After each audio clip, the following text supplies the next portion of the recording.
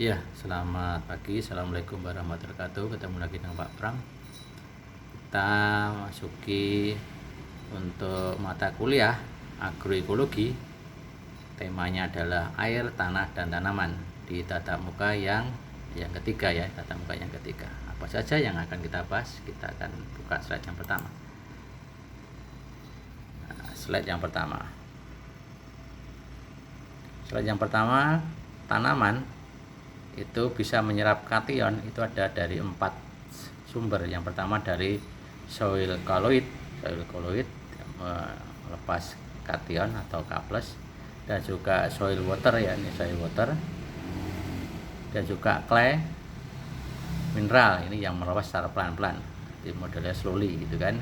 Dan yang keempat adalah solid rocks atau batuan-batuan keras, dan juga mineral ini sebagai sumber kation juga, itu juga akan melepas kation-kationnya semuanya. Ada yang langsung ke soil colloid, ke soil water baru naik gitu kan, ada yang berproses seperti itu. Nah, yang berikutnya yang kedua,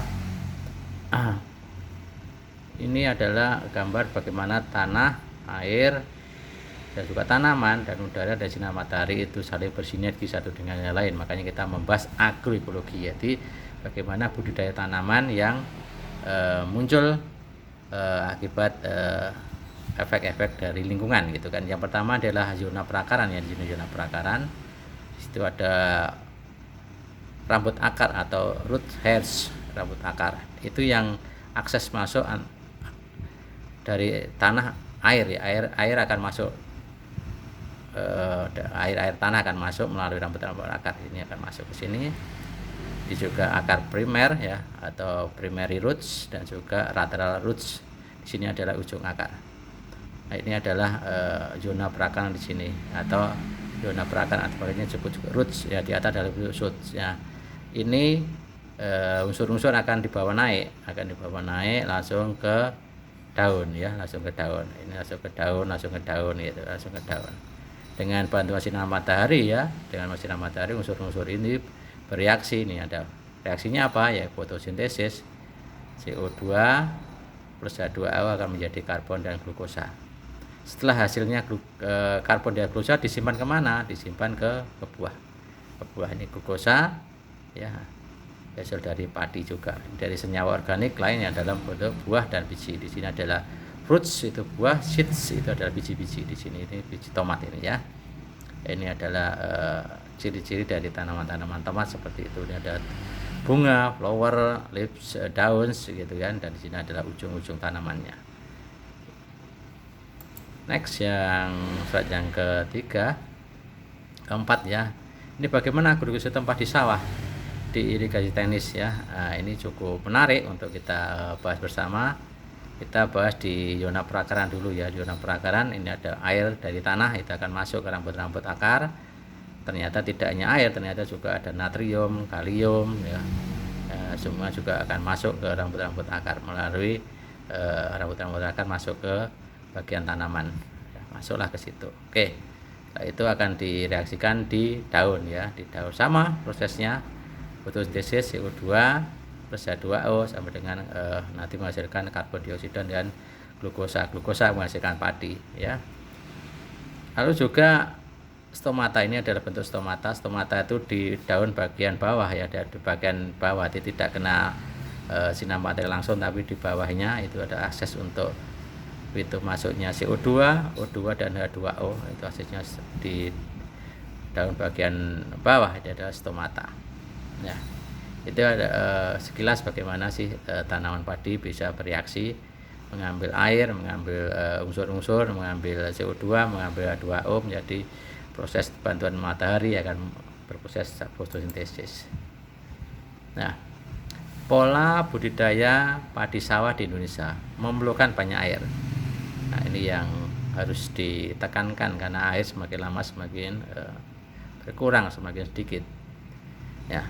Pola padi sawah di Indonesia seperti ini ya, digenangi terus, baik itu di persemaian, nanti di lahan-lahan yang siap tanam itu juga perlu air gitu kan, sehingga kalau musim kemarau itu nggak bisa menanam padi khususnya, karena memang padi sawah itu kecenderungannya suka dengan air ya, suka dengan air.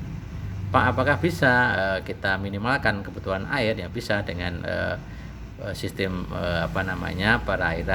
pengairan sistem kapiler atau sistem lubang-lubang di dalam tanah itu, jadi tidak digenangi seperti itu tapi masuk ke dalam zona perakaran.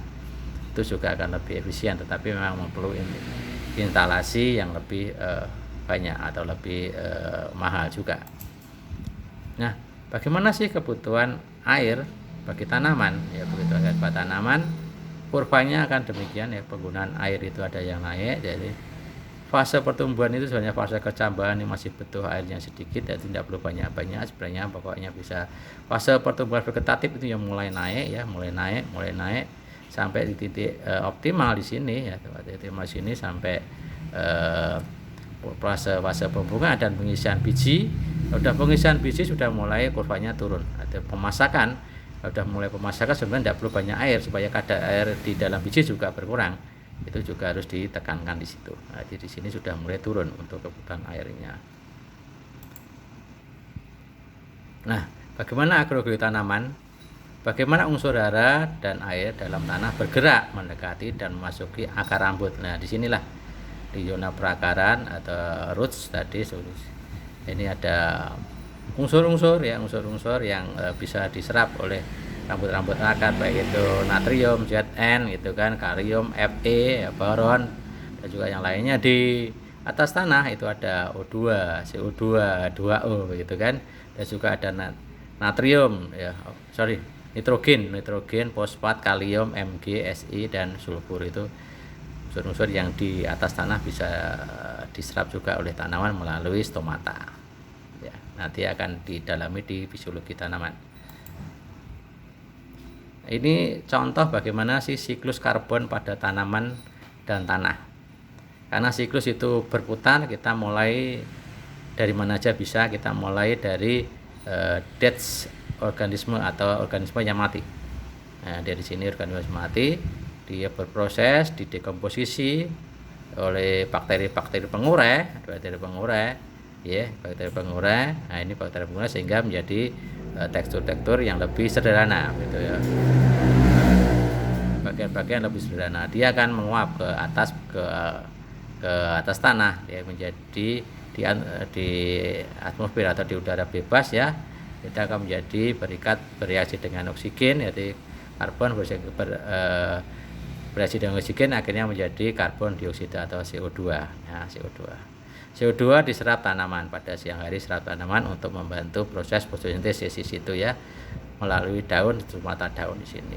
Nah, setelah itu daun ini akan dimakan oleh tanaman ya, atau diabsorpsi oleh tanaman. Diabsorpsi oleh hewan.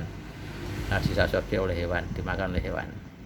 Bahkan hewan ada kotorannya, animal feces itu kotoran, itu akan jadi karbon. Atau juga hewannya akan mati, atau animal dead itu juga akan jadi karbon. Dan juga plant dead atau tanaman-tanaman yang mati itu juga akan menjadi diurai oleh organisme, akan menjadi karbon. Jadi bahan bakunya dari dead organisme, baik itu hewan, feces hewan maupun tanaman di situ. Dari situlah proses-proses bagaimana karbon bereaksi di alam semesta ini untuk selalu berputar dari dalam tanah ke atas tanah, kembali ke dalam tanah, terus berputar seperti itu. Ini sekedar informasi secara sekilas bagaimana sih agroekologi di sawah ya, di sawah, dan bagaimana respon tanaman terhadap air, terhadap unsur-unsur, bagaimana penyerapannya secara sederhana. Nanti akan didalami di mata kuliah fisiologi, mata kuliah yang lain akan lebih detail lagi. Ya, jazakillah khairan katsir. Terima kasih untuk semuanya. Semoga Allah membalas Anda dengan kebaikan ya. Terima kasih. Mohon maaf. Wassalamualaikum warahmatullahi wabarakatuh.